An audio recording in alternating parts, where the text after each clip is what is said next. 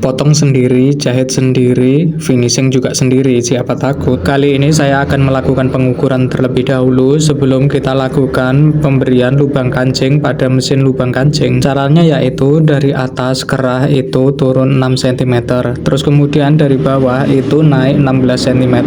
Nah, kemudian itu dibagi menjadi 4, nanti ketemu berapa senti jarak kancing. Itu berlaku di semua baju ya teman-teman, baik baju perempuan maupun laki-laki. Nah, itu kita beri tanda di bagian tutup kantong, terus kemudian kita beri tanda juga di bagian lengan, karena nanti juga ikan kita itik. Nah, kalau di tempat saya memberikan lubang kancing ini namanya itik ya.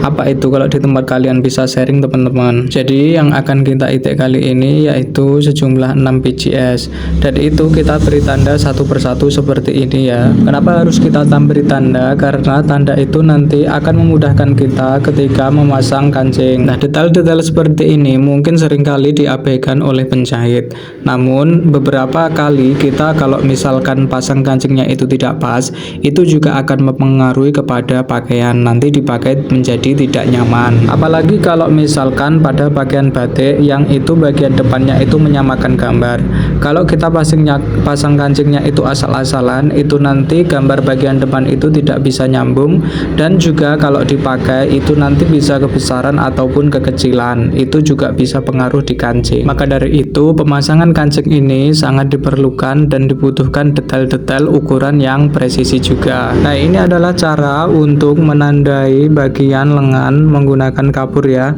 Seperti ini caranya, ditekuk menjadi 2. Kalau ini bagian tutup ditekuk menjadi 2, kita garis seperti itu saja. Memang prosesnya agak lama, tapi kalau kita kerjakan dengan penuh semangat dan juga penuh kehati-hatian, nanti hasilnya juga akan maksimal dan tidak akan mengulang kerja 2 kali lagi. Kadang-kadang juga lelah dalam artian berdiri dan mengukur itu.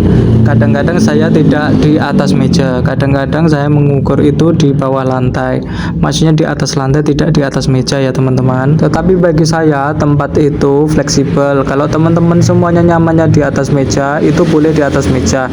Kalau teman-teman semuanya nyamannya itu di lantai, teman-teman juga bisa di lantai, tergantung keseriusan dan kesukaan dari teman-teman sendiri. Oh ya, untuk pemilihan kapur itu juga tidak boleh asalan-asalan ya teman-teman. Jadi kalau pemilihan kapur itu nanti asal-asalan, misalkan kita penandai pada kain putih, itu nanti akan susah untuk dihilangkan. Makanya kalau misalkan penandai kapur untuk proses IT itu nanti saya sarankan kalau misalkan warnanya putih, itu juga memakai kain atau memakai kapur warna putih ya teman-teman. Oke, karena ini proses penandainya kita sudah hampir selesai dan ini selesai juga, kita mau masuk ke dalam tahap proses IT menggunakan mesin Janome. Kalau saya menggunakan mesin ini, dulu saya tidak mempunyai mesin ini, tapi lama kelamaan alhamdulillah bisa membeli mesin ini.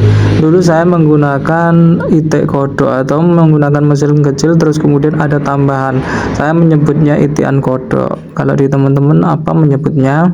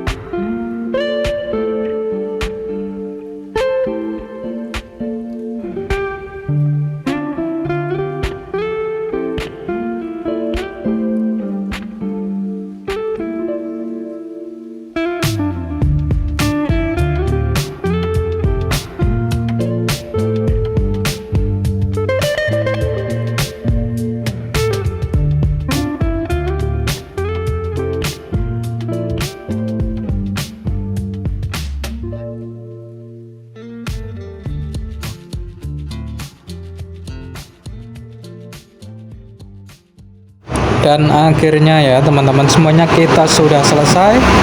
Sampai jumpa di video selanjutnya.